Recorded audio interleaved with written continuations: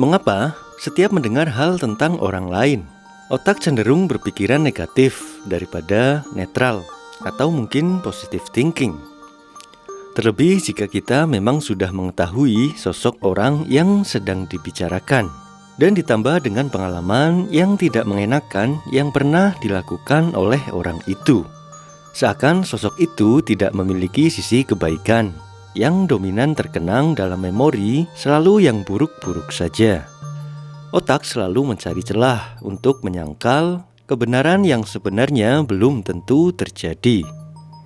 Asumsi yang selalu terdepan, ketimbang nalar yang luas dari sisi baik dan buruk yang dikeluarkan. Wanita bergosip sudah menjadi rahasia umum dibandingkan laki-laki ketika sedang ngobrol bersama teman-teman. Apakah kerja otak memang diciptakan demikian? Ataukah termasuk di dalamnya pengaruh dari bisikan setan?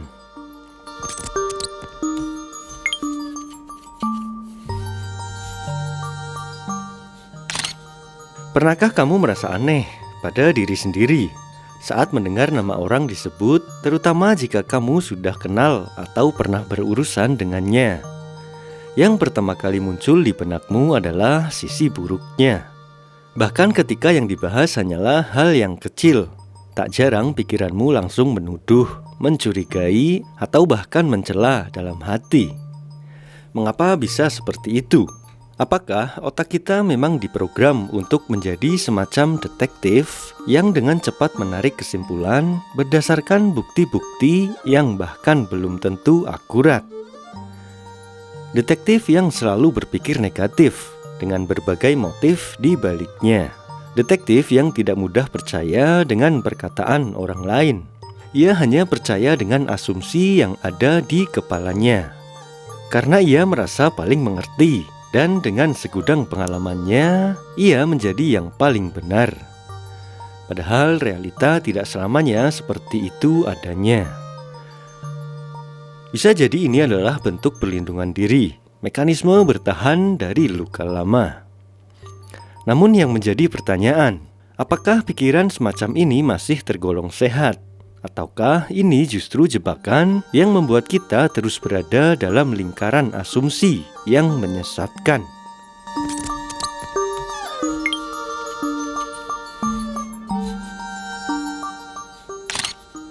Bayangkan seseorang yang pernah melakukan kesalahan padamu. Tak perlu kesalahan yang besar. Bisa saja si dia hanya berkata kasar, tidak menepati janji, atau bahkan hanya membuatmu merasa tidak nyaman. Setelah kejadian itu, di dalam benakmu, ia bukan lagi orang yang netral.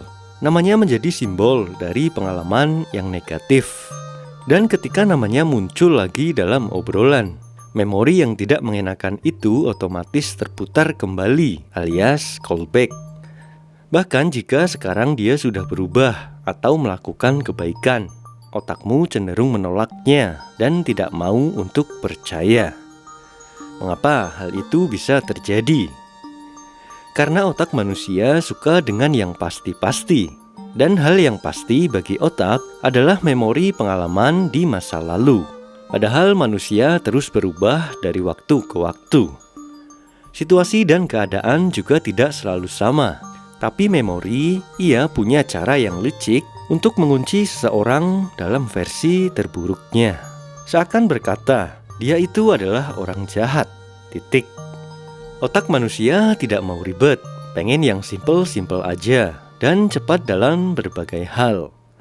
Disitulah kebanyakan manusia terjebak dengan pikiran mereka sendiri, tanpa mendengarkan hati yang sebenarnya dia berbicara. Namun dengan sigapnya mengambil kesimpulan yang belum sempat terproses juga oleh hati nurani.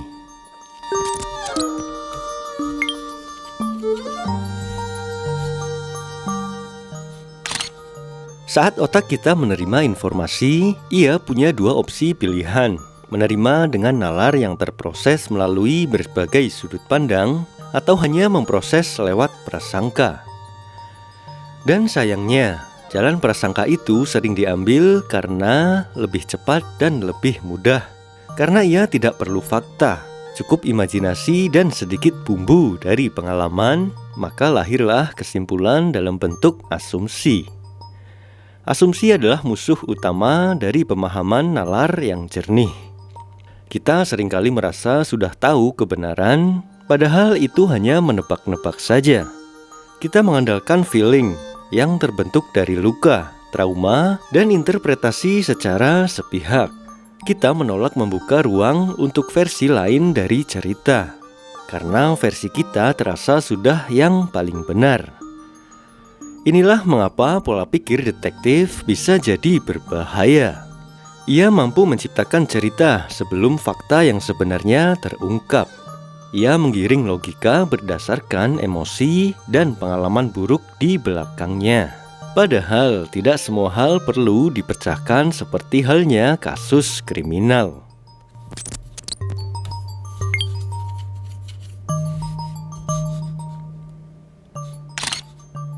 Sudah menjadi rahasia umum bahwa perempuan seringkali dianggap lebih suka bergosip dibandingkan laki-laki.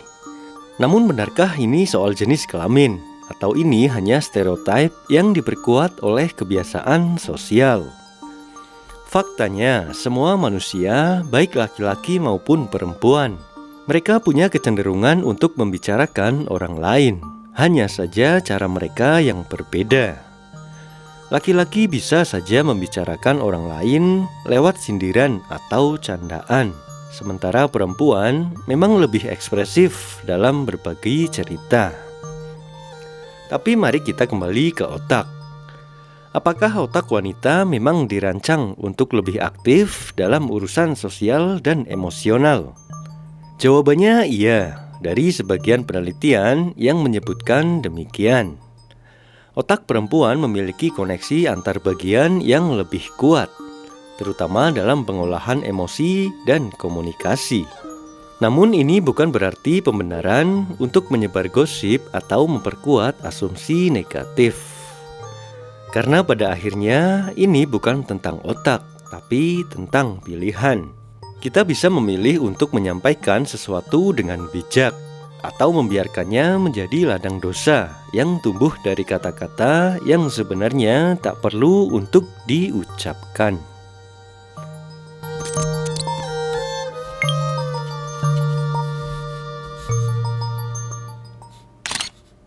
Dalam Islam, dikatakan bahwa setan membisikkan keburukan dalam dada manusia. Ia menggoda dengan prasangka, memperindah kebohongan, dan mendorong manusia untuk menyangka yang buruk sebelum menjadi yang baik. Setan bekerja secara halus. Ia tidak memerintah dengan suara yang keras, tapi merayap dalam pikiran. Ia mengarahkan logika untuk berbelok, mengemas fitnah dalam bentuk perhatian, mengubah kekhawatiran menjadi keyakinan, namun tanpa bukti yang nyata. Setiap kita mendengar tentang seseorang dan langsung berpikir negatif, bisa jadi itu adalah bisikannya. Kita merasa seperti detektif yang menemukan petunjuk.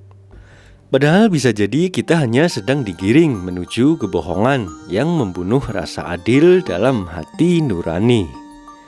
Karena keadilan tidak bisa hidup jika hanya satu sisi saja yang didengar. Dan nurani tidak akan berbicara jika kita lebih percaya pada suara prasangka. Dalam ajaran Islam, bukankah suuzon itu dilarang?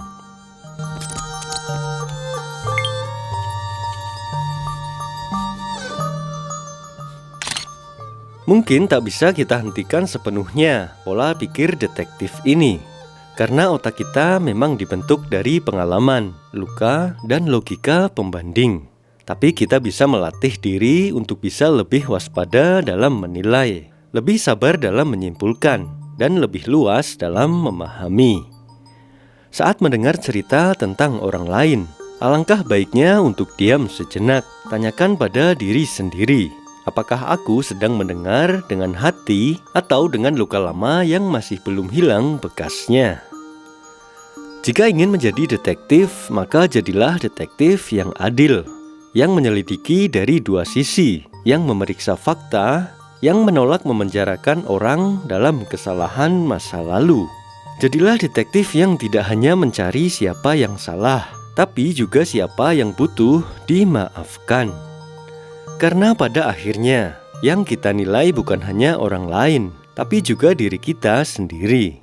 Dan setiap prasangka yang kita pelihara akan menjadi cermin yang menunjukkan siapa diri kita sebenarnya.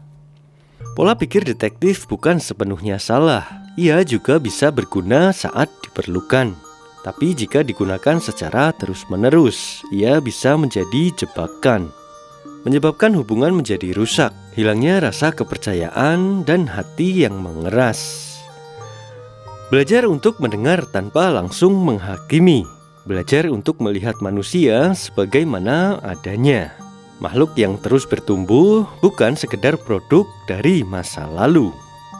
Dan yang perlu diingat, setiap kali kita merasa tahu semuanya tentang seseorang, mungkin disitulah saatnya kita benar-benar tidak tahu apa-apa.